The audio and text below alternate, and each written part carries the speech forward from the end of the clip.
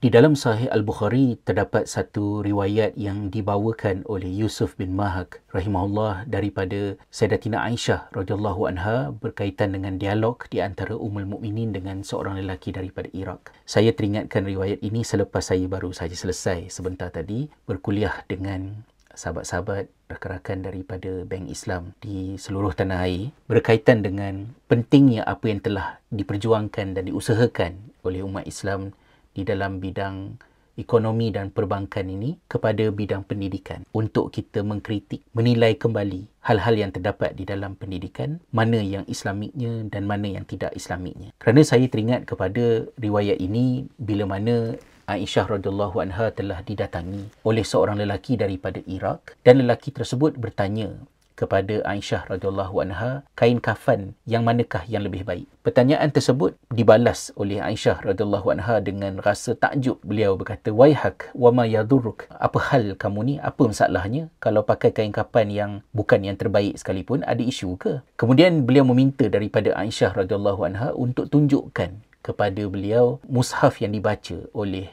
Aisyah radhiyallahu anha. Dan pertanyaan itu juga telah ditanya kembali oleh Aisyah, apa masalah kamu? Kalau sekiranya kamu baca susunan ayat ataupun surah dalam Al-Quran itu lain daripada apa yang aku baca sekalipun, apa masalahnya? Pertanyaan Aisyah itu dijelaskan oleh Yusuf bin Mahak yang menceritakan bahawa lelaki berkenaan membaca di dalam keadaan lembaran-lembaran itu tidak tersusun seperti tersusunnya apa yang ada pada Sayyidatina Aisyah radhiyallahu anha. Dan Aisyah radhiyallahu anha telah menimbulkan isu yang sama bahawa itu bukan satu perkara yang harus kamu gusarkan, tapi apa yang lebih penting adalah kamu faham bahawa sesungguhnya ayat-ayat awal yang diturunkan oleh Allah Subhanahu wa taala, ayat-ayatnya itu adalah ayat yang bercakap tentang syurga, tentang neraka, supaya sehinggalah sampai kepada peringkat Islam itu tertanam dengan kukuh dalam diri. Itu yang lebih penting, akidah tu. Dan akidah ini pula bukan soal akidah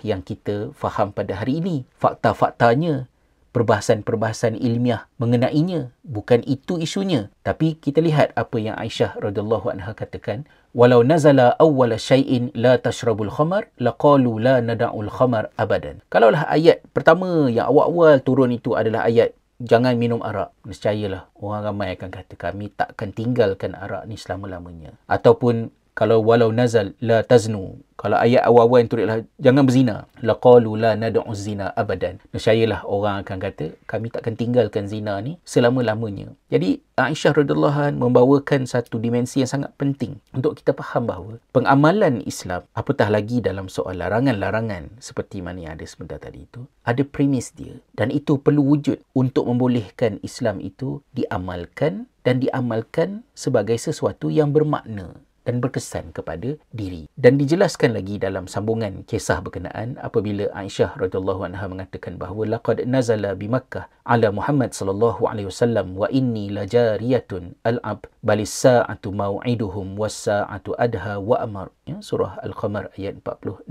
Aisyah radhiyallahu anha kata ayat berkenaan yang menceritakan bukan soal hukum hakam tetapi tentang soal akhirat. Ayat ini turun ketika aku berada dalam keadaan masih kanak-kanak. Baginda Nabi SAW berada di Mekah di zaman awal Islam. Dan tidaklah turun surah Al-Baqarah dan juga An-Nisa. Wa ma nazalat suratul Baqarah wa Nisa illa wa ana indah. Dan tidaklah turun surah Al-Baqarah dan surah An-Nisa yang di dalamnya banyak hukum hakam, hal-hal fiqh yang kita kenal ni, melainkan ketika mana aku sudah berada bersama dengan baginda sebagai isterinya, iaitu di Madinah selepas daripada hijrah. Kemudian baru turun ayat-ayat ini tadi. Jadi Aisyah radhiyallahu anha tekankan poin tersebut, kemudian barulah di hujungnya Aisyah menunaikan hajat lelaki berkenaan dan ditunjukkan mushaf dan disusunkan mushaf itu untuk kegunaan beliau. Kisah ini bukan kisah yang asing, kisah yang kita kenal, yang kita tahu bahawa awal-awal Islam itu ayat-ayat yang turunnya berkaitan dengan akidah dan hal-hal yang fiqh ini datang kemudian. Muhasabah kita pada tahun 2023 ini, bagaimanakah wajah Islam yang kita kenal dan yang kita kenalkan kepada orang lain, termasuklah juga kepada anak-anak kita dan juga mungkin kepada non-Muslim. Apabila Islam itu dilihat sebagai do's and don'ts, apabila Islam itu ditekankan dari segi kurikulum pendidikan Islam, silibusnya overwhelmed dengan hal-hal fiqh yang tidak sempat-sempat, yang tidak sabar-sabar untuk diperkenalkan. Bukan soal boleh, tidak boleh Kenapa? Tak bagus ke? Lagi baik belajar tentang haji daripada main Angry Bird. Bukan itu isunya. Tapi apa yang ditekankan oleh Sayyidatina Aisyah. Sebab itu ketika kita merombak dan menyusun atur kembali Khalifah Model School Secondary pada tahun 2014, saya secara peribadi terpaksa berdepan dengan tabu untuk mengurangkan kandungan hafalan di dalam program tahfiz kerana saya concern jika iman, jika akidah dalam makna yang sebenar-benarnya belum ada dalam jiwa anak-anak dan mereka perlu sibuk sepanjang masa menghafal 30 juzuk Al-Quran, dia tak jadi seperti yang terjadi kepada bukan sahaja para sahabat tetapi apa yang kita sendiri hajatkan. Bahkan Jundub bin Abdullah radhiyallahu anhu juga menekankan betapa kami belajar tentang iman, kemudian baru belajar tentang Al-Quran. Bila belajar iman, baru belajar Al-Quran, Al-Quran mengukuhkan iman. Tapi kalau belajar Al-Quran dalam keadaan iman tidak ada dalam erti kata iman itu tidak berfungsi dengan sepatutnya, wujud dalam bentuk yang meaningful dalam jiwa anak-anak. Kemudian mereka belajar Al-Quran, mereka menjadi hafiz, menjadi hafizah tanpa iman, akidah seperti yang sepatutnya, Al-Quran itu tidak bermanfaat untuk mengukuhkan iman ini tadi. Maka kita terpaksa bawa kebimbangan itu pada mengubah suai program hafazan kerana kita perlu meluangkan masa juga yang secukupnya untuk sambil menghafal Al-Quran. Mereka juga faham apa yang mereka hafal. Faham bukan sekadar faham, tetapi faham yang berbekas kepada diri. Maka perlu ada bahagian untuk menghafal, perlu ada bahagian untuk memahami, perlu ada bahagian untuk menghayati dan juga untuk mengamalkannya. Lalu kita berikan ruang agar pelajar-pelajar yang mampu dan masih mahu teruskan 30 juzuk, kita laksanakan dalam program khusus untuk kumpulan ini melalui kelab dan sebagainya. Tetapi yang selaras, yang standard requirement untuk sekolah, kita rendahkan tetapi kita bukakan ruang agar kita boleh dapat keseimbangan hubungan di antara Al-Quran dengan akidah. Kebimbangan saya ialah hal ini tidak diberikan perhatian dengan sewajarnya di dalam keberagamaan kita pada hari ini, sehingga agama kita agama yang sibuk dengan fiqh, dengan hukum hakam, perbalahan, raya hari Jumaat ke hari Sabtu, 8 rakaat ke 20 rakaat, tak selesai-selesai. Makin sibuk dan makin lantang beragama, makin banyak krisis. Kerana mungkin kita kejar yang ini tapi kita tercicir bahagian yang diamarankan oleh Aisyah radhiyallahu anha tadi, bahawa di zaman para sahabat itu sendiri pun, kalaulah ayat yang turun awalnya, yang pertama mereka kenal tentang Islam adalah larangan arak, larangan zina, yang ni tak boleh, yang ni tak boleh. Nescayalah, kata Aisyah sendiri radhiyallahu anha, mereka kata mereka takkan tinggalkan arak dan mereka takkan tinggalkan zina selama-lamanya kerana belum ada di dalam diri mereka apa yang nak menyahut kandungan-kandungan surah Al-Baqarah dan juga surah An-Nisa yang turun kemudian di zaman Madinah selepas daripada hijrah Nabi SAW. Apa keutamaan dalam memperkenalkan dan menyuburkan agama dalam jiwa anak-anak kita? Itu soalan yang pertama. Soalan yang kedua, jika kita boleh bersetuju pula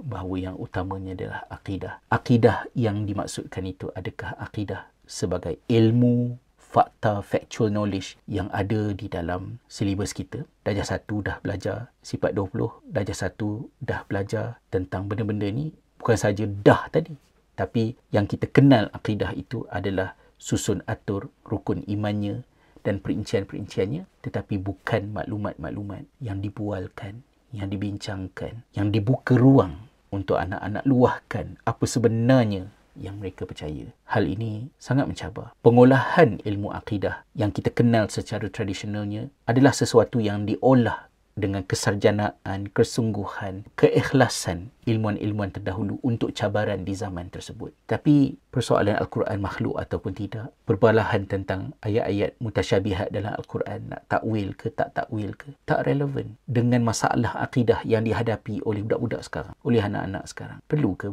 bertuhan dalam hidup ni? Itu dah jadi klasik dah pun, walaupun masih lagi mencabar. Di tahun 2023 ni, cabarannya dah sampai kepada peringkat isu-isu ideologi berkaitan dengan gender, lelaki perempuan, di antara lelaki dan perempuan. Adakah lelaki itu lelaki kalau dia percaya dirinya seorang perempuan? Dulu-dulu kita ketawa, kita gelakkan isu ini. Sekarang ini ia telah menjadi institusi sampai kepada peringkat mengubah bahasa isu-isu yang berkaitan dengan pronouns. Begitu juga dengan persoalan-persoalan ideologi yang ada pada hari ini berkaitan dengan kebendaan, terputusnya hubungan di antara manusia dengan Tuhan, tentang epistemologi, ilmu berkaitan dengan dari mana kita percaya satu-satu perkara. Al-Quran yang ada pada hari ini, apakah Al-Quran yang sama seperti di zaman Nabi SAW? Bahkan dibahaskan tentang adakah Kaabah dan Mekah di mana beradanya tempat sebagai kiblat kita umat Islam seluruh dunia ini adalah Mekah dan Kaabah yang sebenar, ataupun kekeliruan telah berlaku dengan bukti-bukti arkeologi, bukti-bukti kajian saintifik yang dibawa oleh pengkritik-pengkritik kepada hal ini. Di manakah perkara-perkara ini hendak diposisikan, terutamanya apabila para sarjana, para ilmuwan, pengetahuan dan juga penghususan mereka itu terbatas dan tidak merentas disiplin sehingga mendatangkan kerumitan untuk memberikan reaksi yang bermakna untuk menjawab cabaran akidah semasa yang ada pada hari ini. Jika kita serius fikir tentang perkara ini, kita tak ada masa untuk bergaduh tentang jenis kain kapan ataupun macam manakah struktur mushaf, surah-surah di dalam mushaf ini tadi, seperti yang ditanya oleh lelaki daripada Iraq itu kepada Aisyah radhiyallahu anha.